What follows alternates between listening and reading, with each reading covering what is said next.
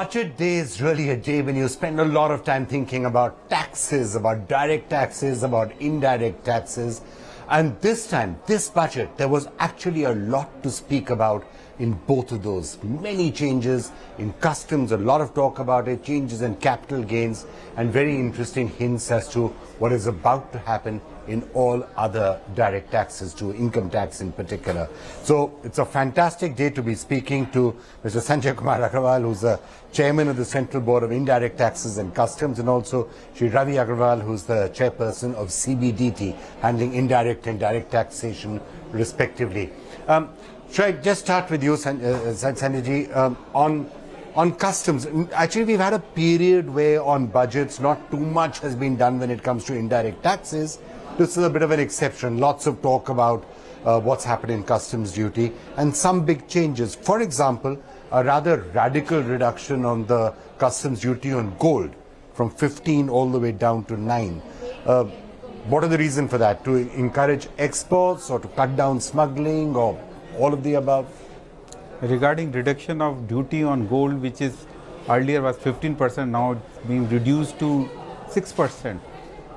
There are all the reasons, because one is that gold is an important raw material for gems and jewelry sector, and gems and jewelry sector provide lot of employment. So almost something like 50 lakh people are in this sector, working in this sector, and gems and jewelry sector is again very important from the exports point of view. Almost 8% of India's export is happening from this sector. So it is very essential to provide the main raw material, that is gold, to this sector at reasonable rate of duty, so that exports from India can be encouraged. Apart from that, the rate of duty on gold was increased in July 2022, and that was the period when there was worsening of current account deficit, maybe because of the geopolitical situation. The prices of crude petroleum oil increased to $120 per barrel, and that was leading to this worsening of current account deficit.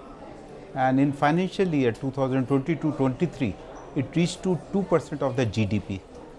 And the next year, the next financial year, it has come down to 0.7. That is in so it's a far more comfortable position. So even if imports go up, it's not a problem. Yeah, so it came down to 0.7%. In fact, in the last quarter, it was surplus.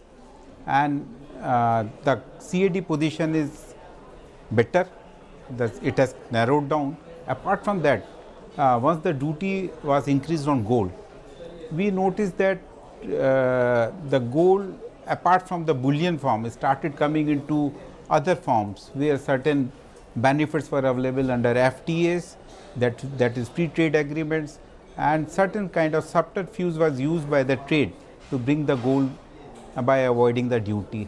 Also smuggling, we've been hearing these reports about, you know, bars being caught here, there, everywhere. And there was a lot of rise in smuggling of gold. In fact, a lot of cases were booked. In fact, last year, something like 4.8 tons of gold was seized by customs authorities. So that was a big rise in the smuggling activity. So we think that with this reduction in rate of duty on gold, one, it will give encouragement to the gems and jewelry sector on exports. Secondly, it will wipe out the margins which were there in gold smuggling. There are many other changes also, the reduction in mobile phones, for example, some of the components there, because that's another sector that's doing well.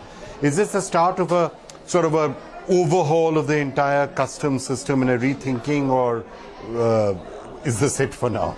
In fact, you have mentioned about the mobile phones, and on mobile phones, rate of duty was increased to 20% under phase manufacturing program, and in 2020. And I would say that PMP in case of mobile sector is a huge success story, and over this period the value chain has deepened, value addition is happening. PCBA, that is printed circuit board assembly for mobile phones, which is almost 55% of the cost of mobile phone. Now those are being manufactured in India. So it is not that there is screwdriver technology is being used in mobile manufacturing sector.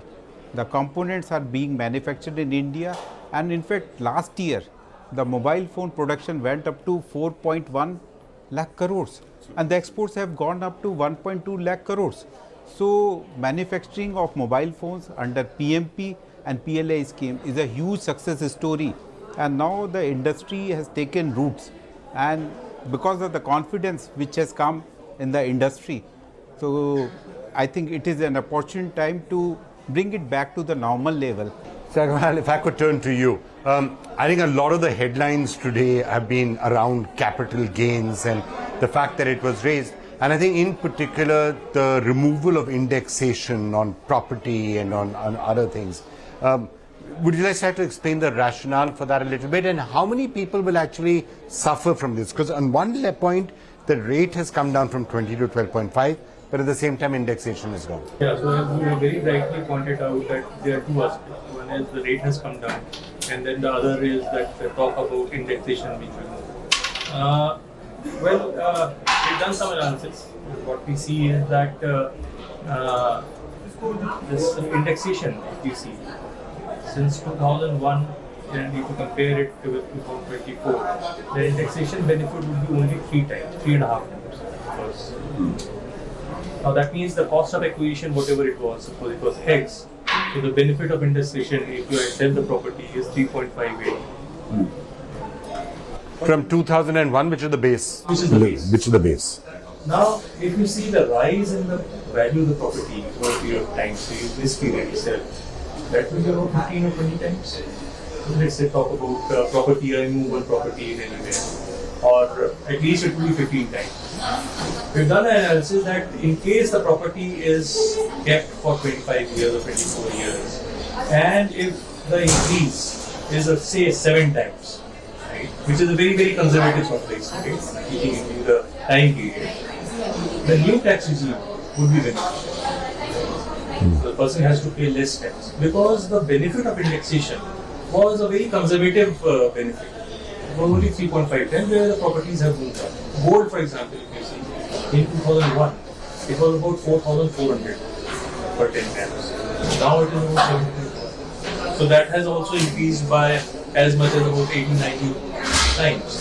So if you just take that into consideration, you find that the new tax, which is now being proposed, is much beneficial. It's only the perception.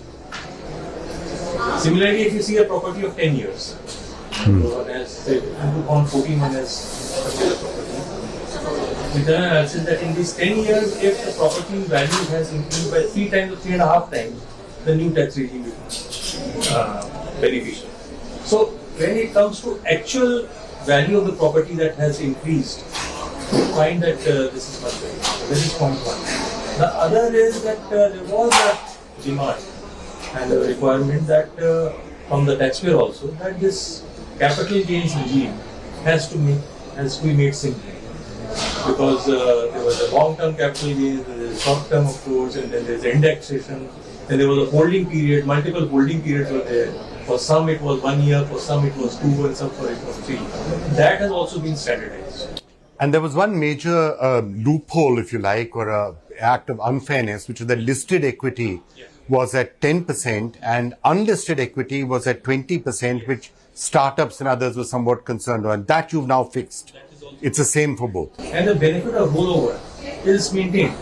So if I sell an asset and I invest in some other, for example a residential house, if I sell a residential house which was old and I take a new one, the benefit of rollover is still there. So in all, if we see, I think that one, it simplifies the capital gains regime, and second is that practically perhaps it would be beneficial to the taxpayers in terms of the tax.